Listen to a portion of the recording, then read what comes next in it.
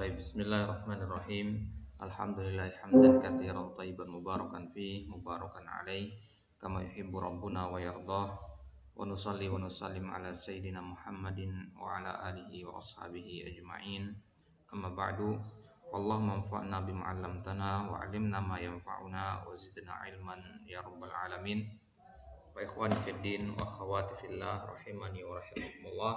Alhamdulillah taala. Pada kesempatan kali ini kita lanjutkan kembali membaca kitab Asy-Syarhul Mukhtasar 'ala Siratin Nabawiyah atau dikenal dengan nama Is'adul Bariyah bi Syarhil Khulasatil Bahiyah fi Tartibi Ahdatsis Siratin Nabawiyah. Sebuah kitab yang membahas tentang timeline dari kehidupan Nabi kita sallallahu alaihi wasallam, diurutkan dari mulai beliau dilahirkan sampai kemudian beliau wafat, dibahas dalam kitab ini secara terstruktur. Kitab ini disusun oleh penulisnya Syekh Khalid bin Mahmud Al-Juhani, ghafarallahu lahu wa liwalidayhi wa li jami'il muslimin. Baik. Di pertemuan-pertemuan sebelumnya kita sudah membahas peri kehidupan Nabi atau sejarah kehidupan Nabi sampai beliau menikah dengan Khadijah. Sekarang kita akan masuk di peri kehidupan Nabi ketika beliau berumur 35 tahun. Ya, sebelumnya beliau berumur 25 tahun. Ya, apa saja perihal yang terjadi pada usia tersebut sudah kita bahas di pertemuan sebelumnya. Ya, sekarang kita akan masuk di pembahasan ketika beliau sudah masuk usia 35 tahun. Apa peristiwa yang terjadi ketika beliau menginjak usia ini? Itu yang akan kita bahas insyaallah taala pada kesempatan kali ini. Baik. Di sini dikatakan walamma balagha sallallahu alaihi wasallam al-khamisata was-salatin, tatkala Nabi kita sallallahu alaihi wasallam ya mencapai usia 35 tahun. Ikhtalafat Quraisyun, maka suku Quraisy berselisih pendapat dalam masalah apa? Fi man yada'ul hajarul aswada makanahu. Ya, mereka berselisih pendapat siapa yang akan meletakkan hajar aswad di tempatnya. Hajar aswad bagaimana antum tahu diletakkan di sisi Ka'bah. Ya, jadi ketika mereka telah merenovasi Ka'bah, hajar aswad itu kan dicopot dulu. Ya, ketika mau diletakkan kembali, mereka berselisih siapa yang paling berhak untuk meletakkan hajar aswad ini. Wahakama bainahum, maka mereka ya saling memutuskan. Yang ini bilang suku saya yang lebih berhak, yang lain mengatakan begitu, sampai hampir terjadi pertumpahan darah di situ. Baik. Sekarang kita baca syarahnya dari Syekh di sini. Asaba Makkata sailun jarifun, maka ditimpa oleh sailun jarif. Sail artinya banjir, ya. Jarif itu kata sifat untuk menggambarkan banjir yang besar, banjir bandang bahasa kita, sailun jarif. Fa ausyakatil ka'batu 'ala tasaddu'i, ya. Dan Ka'bah itu ausyakat artinya kadat, hampir, ya, hampir dia tasaddu'. Ya, tasaddu' itu artinya ya terbelah atau retak, ya, ya, atau rusak gitu ya. Jadi Ka'bah ini kan sudah usianya ribuan tahun kan, dari zamannya Nabi Ibrahim. Ya, dan pondasi-pondasinya sudah mulai rapuh begitu. Ya, apalagi ketika terjadi banjir, ya terendam pondasinya gitu. Fa aradat Quraisyun hadmal Ka'bati wa bina'aha, maka kemudian Quraisy, suku Quraisy maksudnya, mereka ingin untuk menghancurkan Ka'bah dan membangunnya kembali. Ya, jadi mereka walaupun melakukan kesyirikan, mereka tetap menghormati Ka'bah itu. Mereka melihat khawatir nanti kalau orang lagi tawaf Ka'bah ini roboh. Ya, akhirnya mereka berinisiatif untuk menghancurkan Ka'bah, untuk membangunnya kembali. Tapi pondasi awal yang dibangun sama Nabi Ibrahim sama Nabi Ismail dulu masih tetap ada. Nah, yang direnovasi itu bagian yang lainnya, diperkuat pondasi yang awal. Falamma ajma'u amrahum ala hadmiha wa bina'iha, tatkala mereka sudah sepakat, ajma'u mana ittafaqu, untuk menghancurkan Ka'bah dan membangunnya kembali, qama Abu Wahab ibnu Amr al-Makhzumi, ada seorang dari suku Quraisy bernama Abu Wahab ibnu Amr al-Makhzumi, dari suku Al-Makhzumiyah. Faqala ya ma'syar Quraisy, wahai suku-suku Quraisy, wahai orang-orang Quraisy, la tadkhulu la tudkhilu afwan la tudkhilu fi bina'iha min kasbikum illa tayyiban. Jangan kalian masukkan dalam pembangunan Ka'bah ini dari harta kalian kecuali harta yang tayyiban. Maksudnya apa? Barang-barang kayu, batu, ya, jangan kalian pakai, ya, menggunakan harta-harta yang haram. Ya, bukan harta riba, bukan harta rampasan maksudnya. Ya, jadi jangan sampai kalian membangun Ka'bah ini menggunakan harta yang haram. La yudkhilu fiha aw la yadkhulu fiha mahrubagiyin. Jangan, ya, masuk dalam pembangunan Ka'bah ini mahrubagiyin, upah perempuan pezina, ya. Wala bai'u riba, ya, jangan juga uang itu, ya, berasal dari jual beli riba. Wala mazlamatu ahadin minan nas, jangan juga harta itu berasal dari atau hasil dari menzolimi orang. Fajazza'at Quraisyun al-Ka'bata, maka orang-orang Quraisy kemudian jazza'a. Jazza'a itu menjadikan juz'un, bagian-bagian, membagi Ka'bah, ya. Jadi bagian Ka'bah itu kan 4 sisi begitu, ya, masing-masing dibagi-bagi begitu. Fakana likulli qabilatin juz'un tad'uhu, ya, setiap kabilah itu punya bagian dalam bangun Ka'bah ini. Tsumma innan nasa habu hadmaha, ya, kemudian, ya, mereka bersiap-siap untuk menghancurkannya. Faqala al-Walid bin al-Mughirah, ana abda'ukum fi hadmiha, ya. Kemudian orang-orang Quraisy ini enggak ada yang berani, ya, untuk mulai menghancurkan Ka'bah. Ya, siapa yang duluan menghancurkan Ka'bah gitu maksudnya. Enggak berani, nanti tiba-tiba turun azab gitu kan. Banyak kejadian orang-orang yang ingin menghancurkan Ka'bah itu pasti akhir hidupnya enggak bagus gitu. Enggak ada yang berani maju mulai duluan begitu. Nah, maka majulah seseorang namanya Al-Walid ibn Mughirah. Dia mengatakan ana abda'ukum fi hadmiha. Ya udah, saya yang mulai duluan. Ya. Fa akhadal mi'wala, kemudian dia mengambil mi'wal. Mi'wal itu bahasa kita itu cangkul, ya, atau pacul, ya, buat menghancurkan bangunan itu. Tsumma qama 'alaiha wa huwa yaqul. Kemudian, ya, dia bangun, bangkit, ya, mulai menghancurkan Ka'bah sambil mengatakan Allahumma inna la nuridu illal khair. Ya Allah, ya, kami tidak menginginkan kecuali kebaikan, katanya. Tsumma hadama min nahiyatir ruknain, ya. Nah, kemudian Al-Walid bin Mughirah menghancurkan mulai dari sisi ar-ruknain, ya, 2 rukun Yamani itu maksudnya, ya. Fatarabbasan nasu tilkal lailah wa qalu nanzur. Kemudian manusia menunggu malam itu, ya. Jadi setelah dihancurkan sisi sebelah selatan itu, ya, bainar ruknain itu sisi sebelah selatannya yang menghadap ke Yaman, itu yang pertama kali dihancurkan sama Al-Walid bin Mughirah. Nah, setelah dihancurkan sisi sebelah selatan ini, orang-orang menunggu malam itu. Wa qalu nandur, kita lihat malam ini. Fa in usiba lam nahdim minha syai'an. Kalau Al-Walid bin Mughirah malam ini dia tidak tertimpa apapun, ya, kalau dia tertimpa sesuatu pada malam hari ini, ya, maka kita besok berhenti mengajukan Ka'bah, enggak usah dihancurkan gitu. Jadi mereka mulai lihat, ya, turun azab enggak kepada Al-Walid bin Mughirah, ya. Waradadnaha kama kanat, ya, kita kembalikan dia ke bentuk awalnya.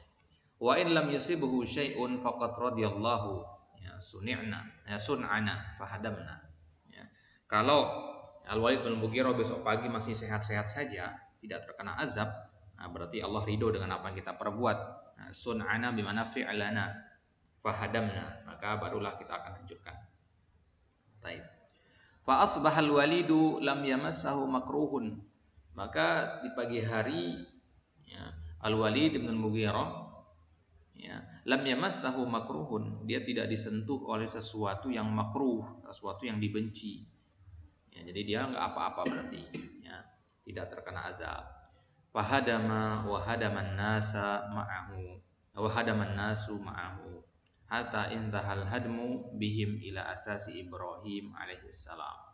Maka mereka melihat Al-Walid nggak apa-apa ini, oh, berarti nggak apa-apa kita hancurkan Ka'bah ini.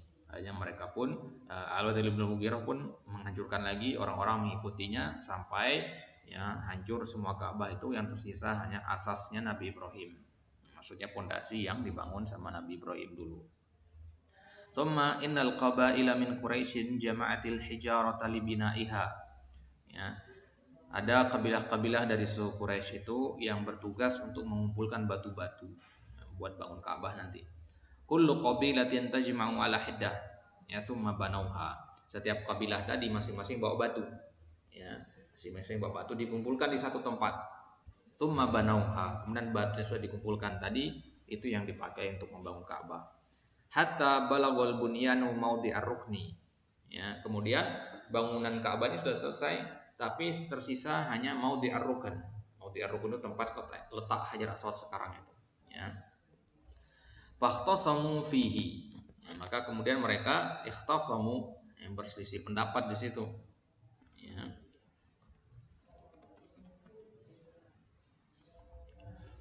Mereka berselisih pendapat. Kullu qabilatin turidu an tarfa'ahu ila maudi'ihi dunal ukhra. Setiap kabilah itu berselisih pendapat, ya, ya siapa yang akan meletakkan Hajar Aswad ini, ya. Jadi Hajar Aswad ini kalau antum pernah lihat fotonya itu, ya, dia berada di salah satu, ya, sudut dari Ka'bah. Jadi sudut Ka'bah itu yang disebut dengan istilah rukun.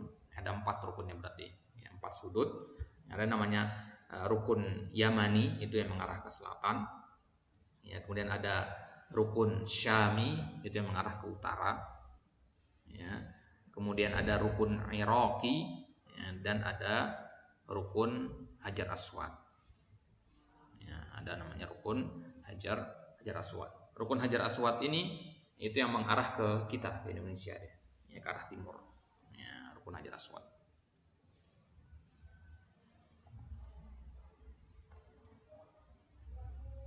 Jadi kalau orang mau tawaf, ya, dimulainya dari salah satu dari rukun-rukun tadi, ya, itu tolok ukurnya dimulai dari rukun itu, ya. Rukun Yamani, rukun Syami, rukun Iraqi, sama rukun Hajar Aswad. Rukun Hajar Aswad ini tempat Hajar Aswad ditempel sekarang itu, di istilahnya di semen dia, ya, biar nempel, ya, pakai perak sekelilingnya.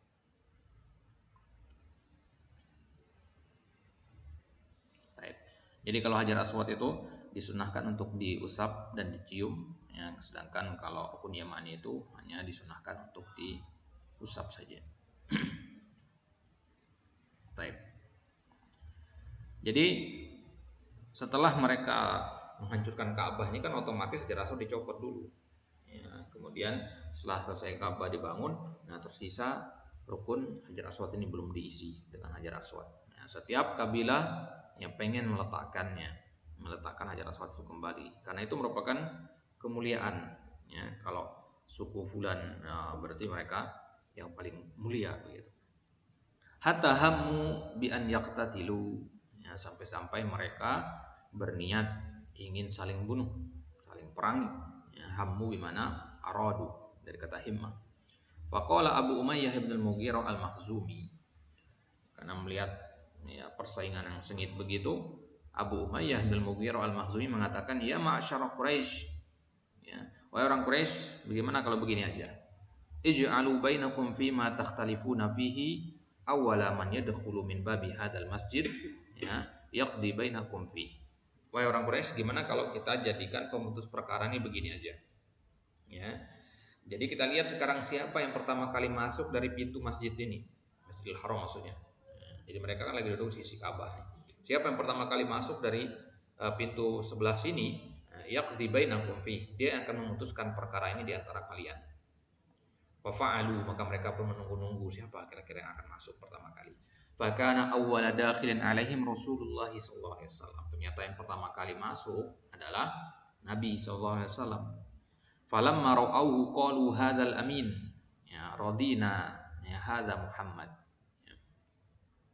Maka mereka ketika melihat ternyata yang masuk adalah Rasul, hadzal amin, mereka mengatakan ini adalah orang yang terpercaya. Radina, kami ridho, kami setuju dia akan memutuskan perkara ini. Hadza Muhammadun. Falamma mantaha ilaihim, ketika Nabi sudah sampai ke tempat mereka duduk-duduk itu, kan Nabi nggak tahu ini kejadiannya. Nabi nggak tahu mereka lagi ribut-ribut masalah ini. Wa akhbaruhul khabar, mereka pun memberitahukan kepada Nabi tentang perkara tadi. Maka apa yang Nabi lakukan? Beliau mengatakan, halumma ilayya sauban fa'utiya bihi, bawakan saya sebuah kain. Sauban sih maksudnya baju atau kain. Jadi fa'utiya bihi, maka dibawakanlah baju tersebut. Fa akhadha rukna fa wada'ahu fihi biyadihi, maka kemudian beliau mengambil hajar aswad itu, rukun hajar aswad itu maksudnya, kemudian dia meletakkannya di atas kain tadi dengan tangannya. Tsumma qala litakhudh kullu qabilatin binahiyati minas saub.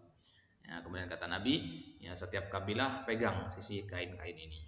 Sumarfa'uhu jami'an fafa'alu. Kemudian mereka semua mengangkatnya, mengangkat kain tadi dengan hajar aswad berada di tengahnya. Hatta idza balagu bihi maudi'ahu, ketika sampai ke sisi Ka'bah itu, wada'ahu huwa biyadihi, Nabi pun mengangkat hajar aswad dan meletakkannya ke dinding Ka'bah. Tsumma bana alaihi sallallahu alaihi wasallam. Kemudian beliau SAW membangunnya, maksudnya menempelkannya dengan perak dan sebagainya. Waqad qasurat bi Quraisyin nafaqatut thayyibatu falam yabnu al-Ka'bah ala qawaid Ibrahim alaihi salam. Wa akhraju min al-jihati shimaliyah nahwan min sittati adruq wa hiya allati tusamma bil hijri wal hatim. Wa rafa'u babaha min al-ardi li alla yadkhulaha illa man aradu. Waqad qasurat bi Quraisyin nafaqatut thayyibah. Uniknya ini suku Quraisy kehabisan nafkah yang baik. Ketika lagi bangun itu ternyata biayanya habis. Kan proses pembangunan nggak selesai hari itu, masih terus berlanjut ini proses pembangunannya. Tapi nafkah yang baik, harta yang baik itu habis. Yang sisanya harta riba, atas mencuri sebagainya. Maka mereka belum menyelesaikan Ka'bah itu seutuhnya. Fa akhraju minal jihati shimaliyah nahwan min sittati azruq. Maka kemudian mereka mengeluarkan dari sisi sebelah utara itu sekitar 6 hasta, maksudnya dikurangi bangunannya, jadi nggak rata gitu. Jadi batu-batu yang digunakan untuk bangun sebelah utara diambil, sehingga berkurang sekitar 6 hasta. Wahyallati tusamma bil hijri wal hatim. Ini namanya disebut dengan istilah al hijr dan al hatim.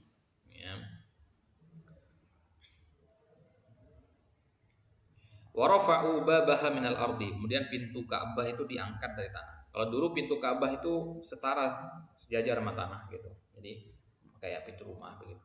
Tapi sekarang pintu Ka'bah ini diangkat, lebih tinggi dia. Li'alla yadkhulaha illa man aradu. Kalau sekarang setinggi orang dewasa sekarang dia. Enggak bisa naik kecuali dengan alat. Jadi tujuannya ditinggikan pintunya itu agar tidak masuk ke dalamnya kecuali orang-orang yang memang ingin masuk. Waqad sa'alat Aisyah radhiyallahu anha an-nabiy sallallahu alaihi wasallam 'anil jadri aminal baiti huwa qala na'am. Kemudian Aisyah pernah bertanya kepada Nabi tentang al-jadar. Al-jadar itu dari catatan kaki, hijril Ka'bah. Hijr Ka'bah itu, hijr Ismail itu maksudnya. Hijr Ismail itu tempat berdirinya beliau ketika membangun Ka'bah itu. Ini disebut dengan hijr Ismail. Bangunan yang ada seperti setengah lingkaran gitu ya. Biasanya kalau sekarang itu disebutnya gate Ismail gerbangnya Ismail gitu. Jadi biasanya kalau orang sholat jenazah sampai sekarang itu di situ biasanya sholat jenazahnya. Itu namanya hijr Ismail.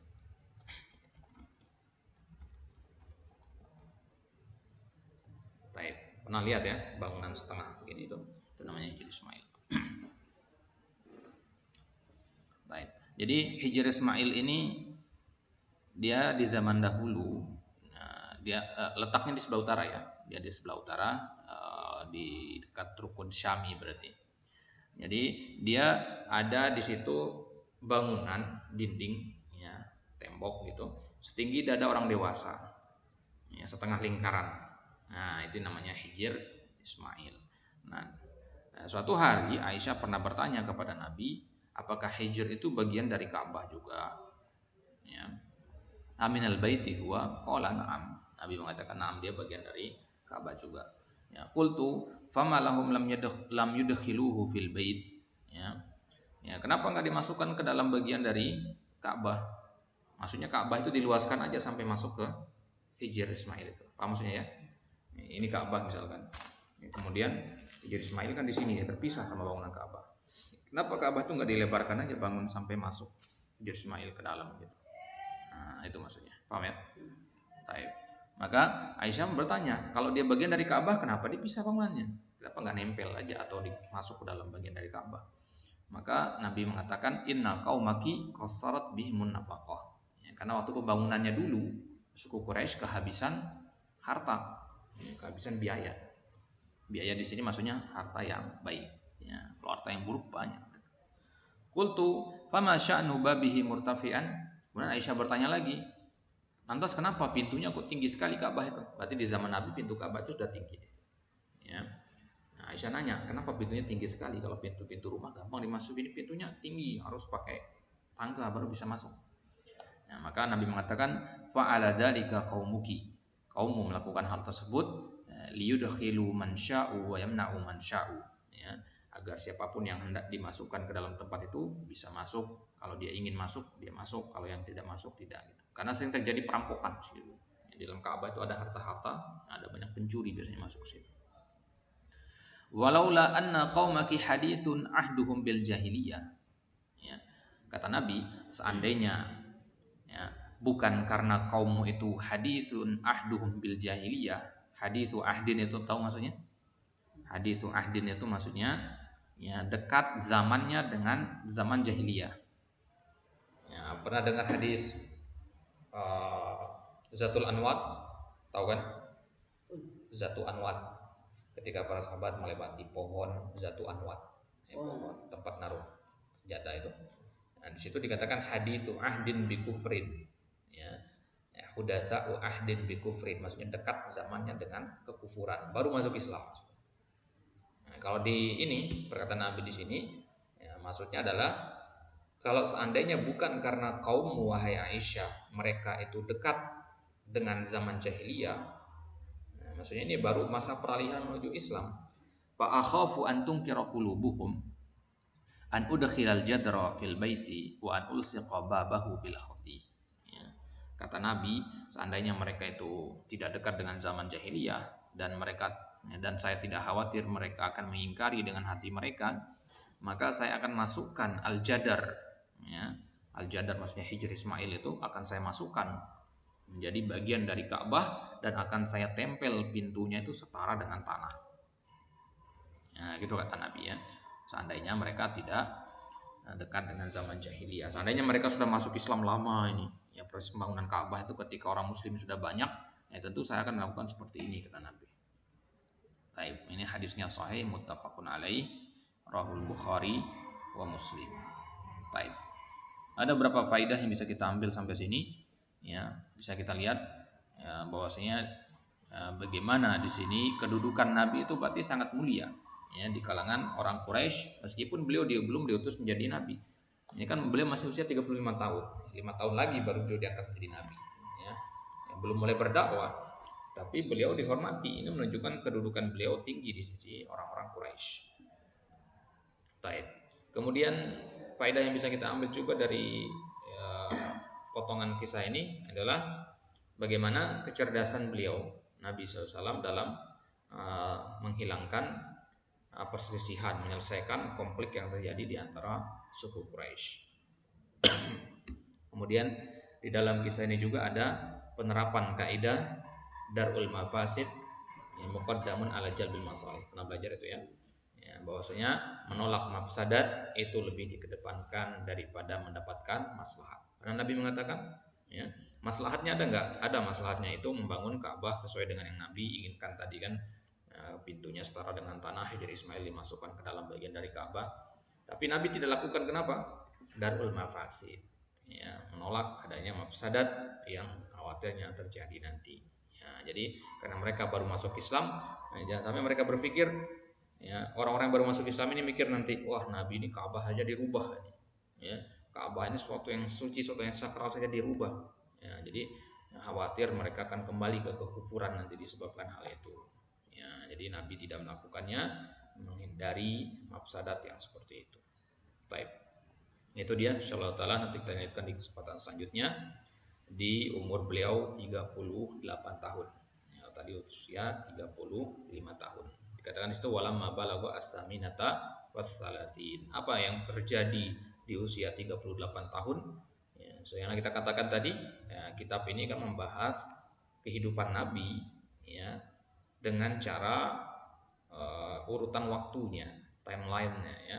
Jadi usia sekian apa kejadiannya, usia sekian apa kejadian, terus berurutan dari usia beliau baru dilahirkan terus, ya.